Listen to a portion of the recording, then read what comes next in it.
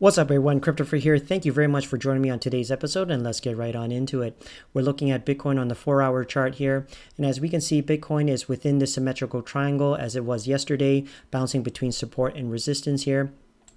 But what I can see is actually some bullish signs, and what I mean by that is that this pattern here, this double bottom pattern, or also known as a W pattern here, is generally has a bullish bias.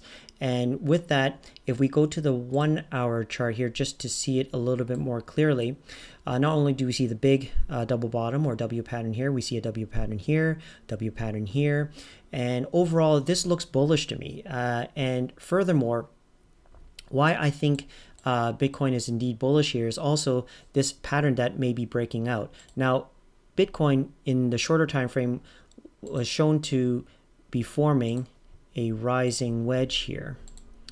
And with rising wedges, as you know, it has a bearish bias, and that indeed happened. It broke down below the support line here of the rising wedge, and now potentially testing the lower support of this symmetrical triangle here.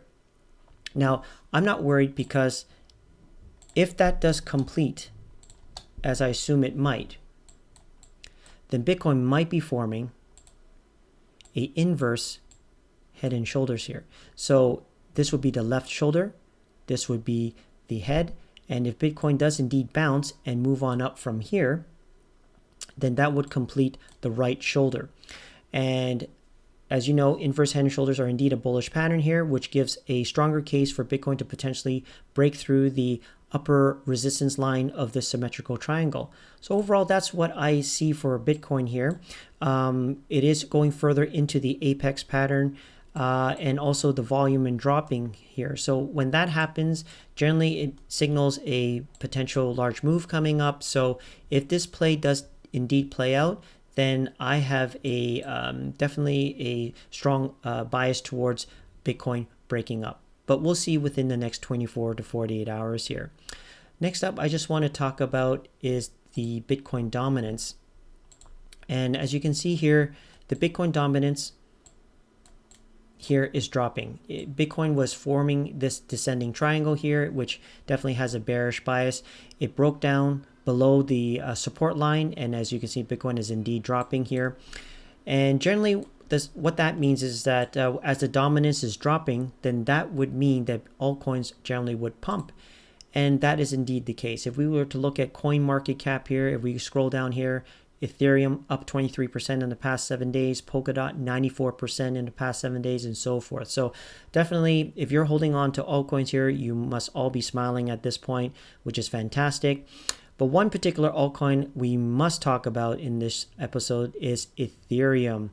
Now with Ethereum, it broke its all-time high. And if we go into the charts here for me to show you ETH USD, I drew out this horizontal line earlier just to show the last all-time high was about 1,423. We clearly see that Ethereum broke past that and to $1,439. And well, you know, that all-time highs are generally great resistance points here. So we can see that Ethereum did drop back down here, but I strongly believe that there's nothing really to worry about here. With strong resistances, especially at all-time highs, it just means that Ethereum is just going to consolidate a little bit more and just get that strength to just jump back up, find support, and move further up north from there.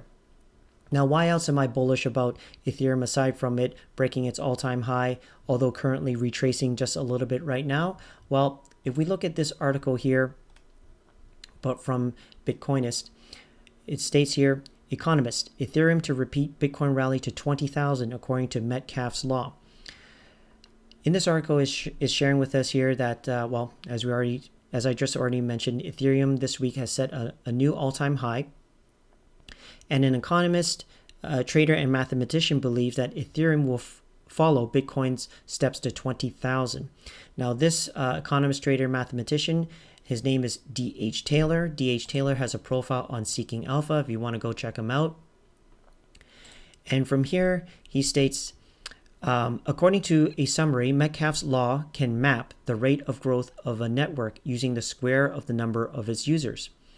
Further on, he says, internet usage, Facebook, and Bitcoin can all be mapped using Metcalfe's law, including the price moves of Bitcoin. Using Metcalfe's law, the author claims that Ethereum will repeat what Bitcoin did and move up to 20,000 per ETH. And as we can see these two charts here, this was Bitcoin's previous move, and based on Metcalfe's law, Ethereum looks like it's following suit and is right at the resistance point at the all-time high, which I believe Ethereum can easily break through upon consolidating a little bit more.